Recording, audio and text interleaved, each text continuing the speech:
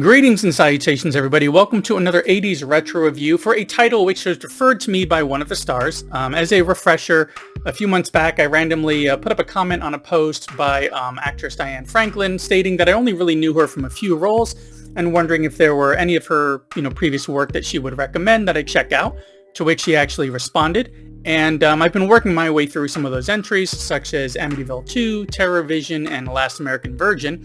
And for this entry, I was lucky enough to track down Summer Girl from 1983, which also stars Barry Bostwick, who I had recently featured in another video a few days before this one for the Rocky Horror Picture Show, and Kim Darby, who Franklin later starred with again in Better Off Dead, another one I put up a video on, which I will link to both of those at the end of this one, so stick around. But anyways, the synopsis for Summer Girl from 1983 is as follows. When seductive young Cinni comes to babysit for a troubled couple, she's after more than extra spending money. Starting with the kids and working around to the husband, evil Cinni plots to take over a young mother's life, ruthlessly dealing with anyone who gets in her way. Now, this one was a made-for-TV movie, which actually held up pretty well over the years. This dynamic of the family, the husband and wife with their two kids, and with a third on the way, starting to feel this financial pinch, the husband kind of feeling like he's losing out on any possible choices, like he's boxed in a bit, especially with this third child on the way. So we see that there's some stress already happening as they're trying to arrange a way to still be able to head out to this summer home on this other property on the beach, while the husband is still able to kind of work part-time, since they can't really afford to take all that time off. But with the wife being pregnant, they need some help as well. And this is where Cinni comes in. So she's hired on to help the family out. Now, initially, she plays this really well, super sweet, very conservative, and very trustworthy, and so on. And so they decide to hire her, but we already have some suspicious behavior, such as her being kind of dismissive when they want like her mother's contact info, or being vague about certain details in her life. Now, this changes even more when they go to head out and she dresses completely differently, much more revealing, much more free and casual. And as the synopsis says, she starts kind of working her way through the family.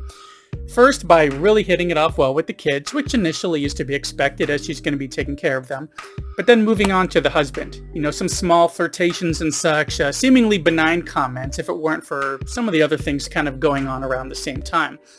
But even knowing the synopsis, I felt perfectly accepting of her, for the most part, because about 30 minutes in, the cracks start to form and we see that crazy and manipulative side of her starting to come to the surface. And then by that 45-minute mark, we see the real danger that she is capable of. Now, through her manipulations, we see the groundwork being laid so solid and the gaslighting going into full effect that one wonders how this will end up. Just how bad will this situation turn as it's slowly working its way towards that. These flirtations now turning into some action, some deadly suspicions being validated, and this poor wife just being pushed and pushed in a way which makes one not just worry that this marriage will end, but that someone or some people, possibly the wife and kids, may not even make it out at all, as we see this darker side of Cinni coming out. We know her by this point as being, more than capable of some pretty horrific acts, and seeing her manipulate and push is really crazy. Because this turns from the suspicious accusation, or the suspicious activities and the cringy flirtations and so on, into a thriller, a real thriller, wondering how they're going to get out of this situation with her. Now, I remember the days of TV movies like these, ones which were pretty decent, definitely worth checking out, but then ultimately forgotten not long after, in that we didn't have streaming for video on demand the way that we do now, and rental stores were usually filled with Hollywood films or some of the straight-to-video titles, with TV movies rarely being given much space on the shelf, so they were very easily forgotten. And it's unfortunate because this one had kind of vanished. I'd never heard of it. Though the edition that I saw of this was less than ideal, which I'll get into in a moment, seeing Diane Franklin in a role which kind of skewed from the sweeter roles that I had mainly known her from into a much darker one. Because once, we get to see this slowly unfold and really get out of control with her character, it was more than worth checking out. And speaking of checking out, thanks for checking out this quick little video here for my latest 80s retro review for a Diane Franklin suggestion for Summer Girl from 1983. Now, when I received this list of recommendations, there were two of them on there from the 80s that were TV movies, this being one of them, and it was definitely difficult to track down.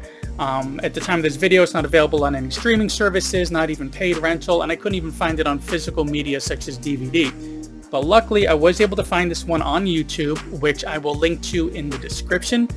It's not ideal, as this was obviously pulled from a really old VHS that had recorded off broadcast TV.